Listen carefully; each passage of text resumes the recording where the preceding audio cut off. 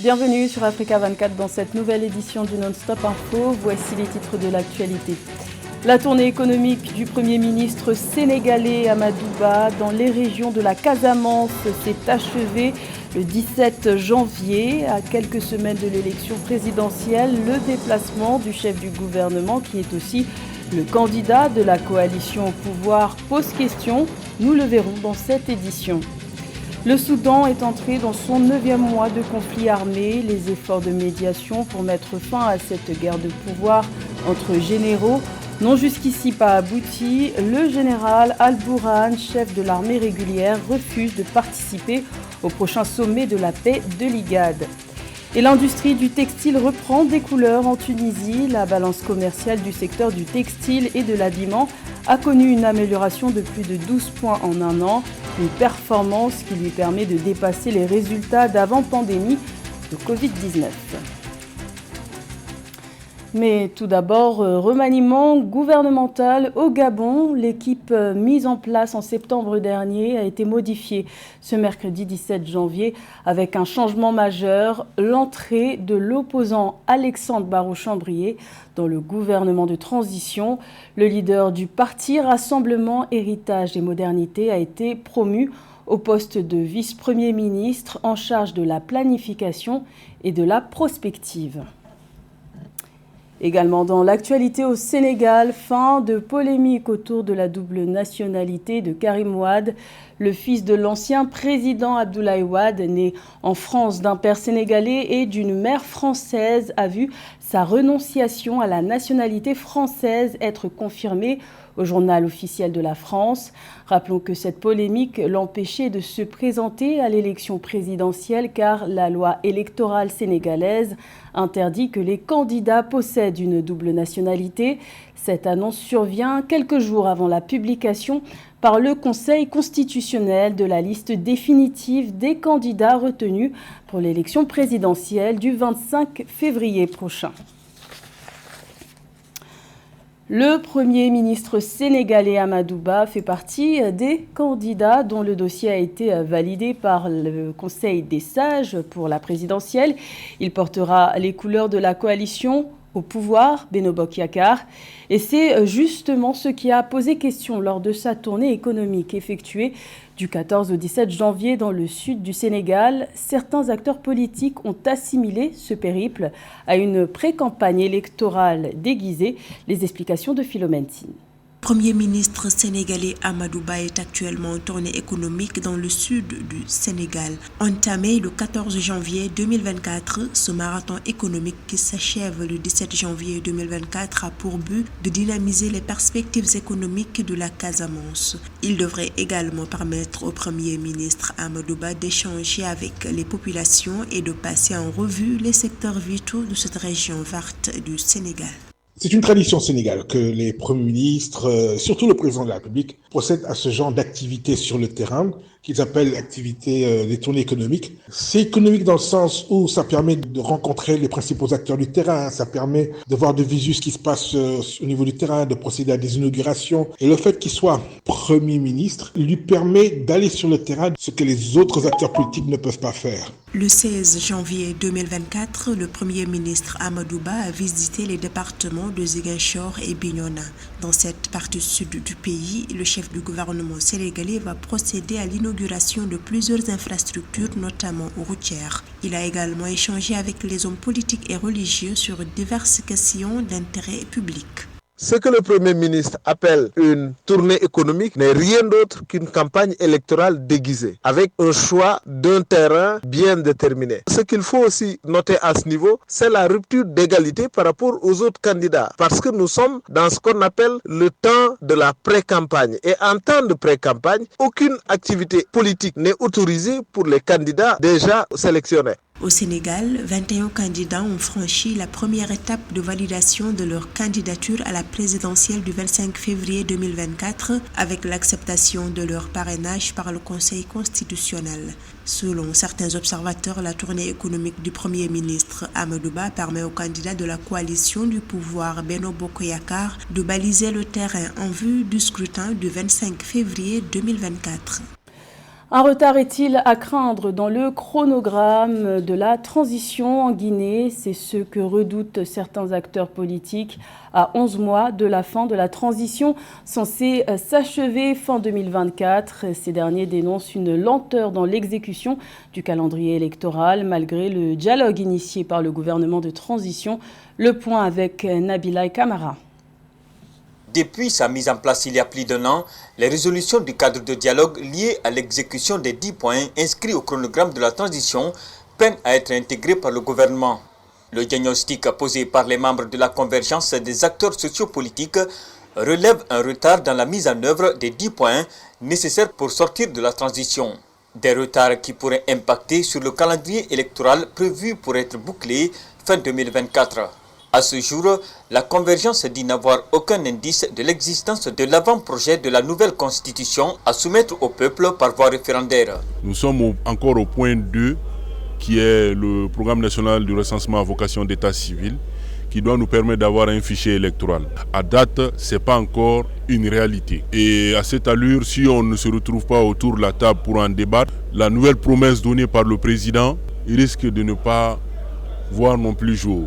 Je pense que toutes ces phases-là sont importantes et suffisantes pour qu'aujourd'hui, en tout cas la première mouture de la nouvelle constitution soit disponible. Nous voyons qu'il y a une nonchalance, en tout cas de ce côté, en ce qui concerne l'élaboration de la nouvelle constitution. Sur les 10 points du chronogramme étalés sur plusieurs départements, il y en a dont les niveaux d'exécution sont faibles, indiquent les membres de la convergence sociopolitique.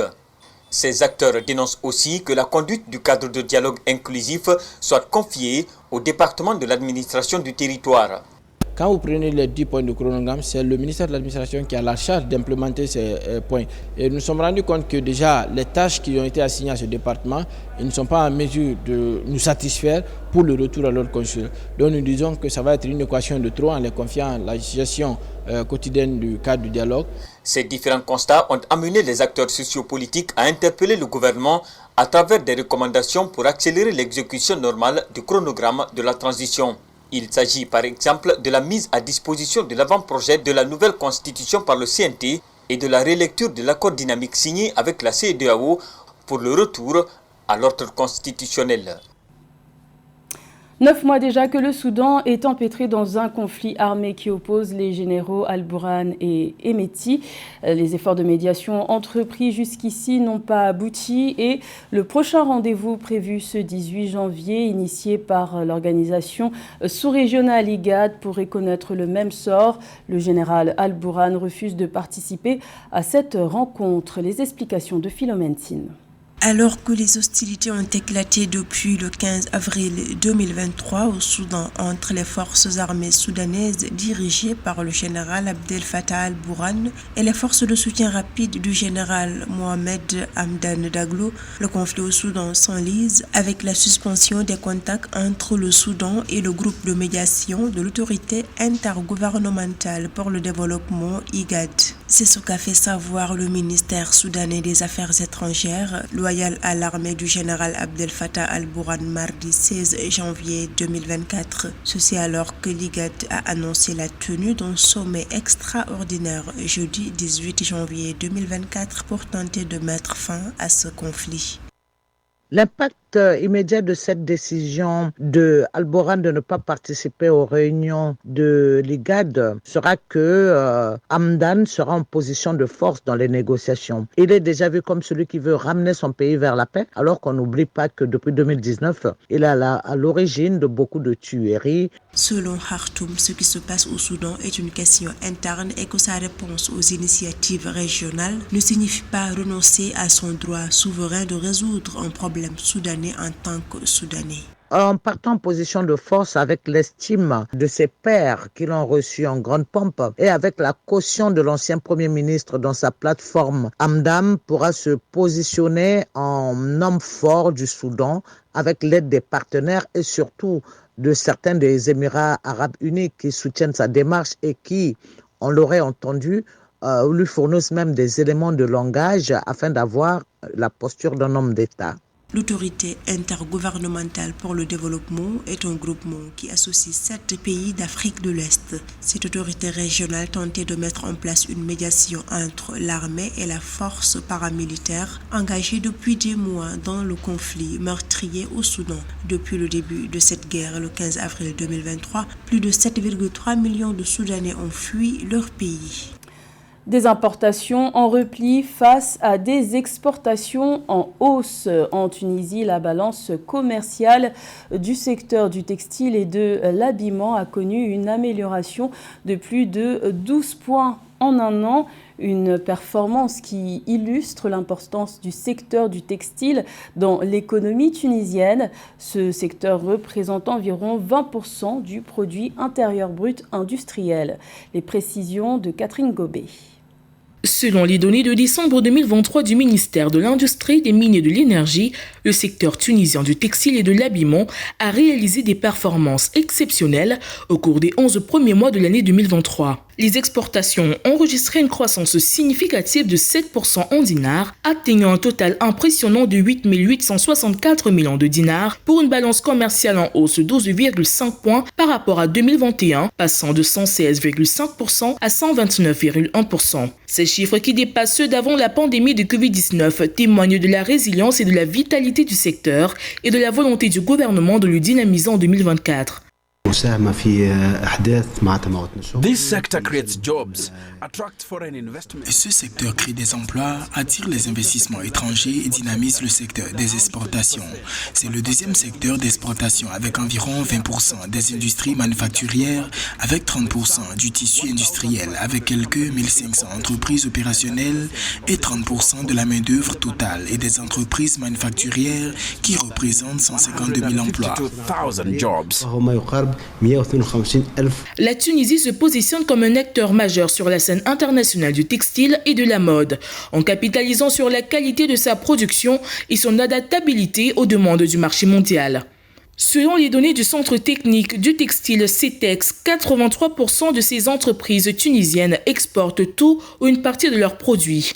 Le chiffre d'affaires annuel des exportations textiles s'élève à 4 000 millions de dinars tunisiens et plus de 170 millions de dinars tunisiens sont investis dans cette industrie chaque année. La Tunisie vise à créer plus de 50 000 emplois dans le secteur de l'habillement et du textile d'ici 2026. Notre objectif est de doubler nos exportations vers le marché européen et de nous ouvrir à des marchés plus prometteurs comme le marché africain. Le secteur tunisien du textile et de l'habillement s'impose comme l'une des principales industries du pays, jouant un rôle vital dans l'économie tunisienne. Après l'agriculture, l'industrie textile est un contributeur majeur représentant 22% des exportations tunisiennes. De plus, dans le secteur industriel, 42% de la création totale d'emplois peut être attribuée à l'industrie textile. Dans le reste de l'actualité, un chiffre, 3,2 milliards de dollars, c'est le montant des fonds que l'Algérie compte consacrer à la construction de nouveaux chemins de fer. L'annonce a été faite le 16 janvier dans le journal officiel. Ce corridor ferroviaire de plus de 950 km reliera Tindouf à Béchar. Cette ligne devrait être achevée en 2026. Elle sera destinée à transporter les minerais de fer. Rappelons que l'Algérie ambitionne de porter la longueur totale de son réseau ferroviaire national à plus de 15 000 km contre moins de 5 000 actuellement. Qui des éléphants ou des aigles l'emportera? La Côte d'Ivoire, pays organisateur de la CAN 2023 et leader du groupe A, va tenter de se qualifier pour le tour suivant ce jeudi 18 janvier face au Nigeria. Les représentants des deux équipes se sont exprimés ce 17 janvier face à la presse. Écoutons-les au micro de notre envoyé spécial Esther Conan. Face à la presse le 17 janvier 2023, veille de match Côte d'Ivoire-Nigeria comptant pour la deuxième journée de la Coupe d'Afrique des Nations de football dans la poule A, l'attaquant Max Gradel a indiqué que les éléphants sont confiants pour remporter le match. En cas de victoire, la Côte d'Ivoire serait qualifiée directement pour les huitièmes de finale. On reste le Nigeria, la Côte d'Ivoire, on n'a peur de personne. Et on va faire ce qu'on a à faire contre le Nigeria. On a confiance en nos qualités et on fera le maximum. Le Nigeria a fait match nul 1-1 face à la Guinée équatoriale lors de la première journée. Les Super Eagles ne comptent qu'un point et veulent se relancer dans la compétition. Le duel contre la Côte d'Ivoire, leader du groupe A avec 3 points, est une mini-finale pour le Nigeria. La Côte d'Ivoire est le pays organisateur. Elle a une très belle équipe et un très bon coach, une bonne organisation. Nous avons besoin de nous battre fort pour les affronter demain.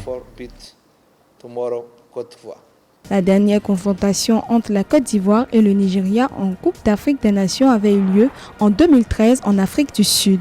Les Super Eagles éliminaient les éléphants en quart de finale sur le score de 2-1. 11 ans plus tard, les équipes se retrouvent à Abidjan.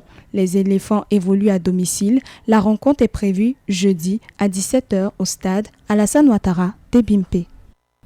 C'était le journal de la rédaction. Merci de l'avoir suivi. L'information continue sur Africa 24.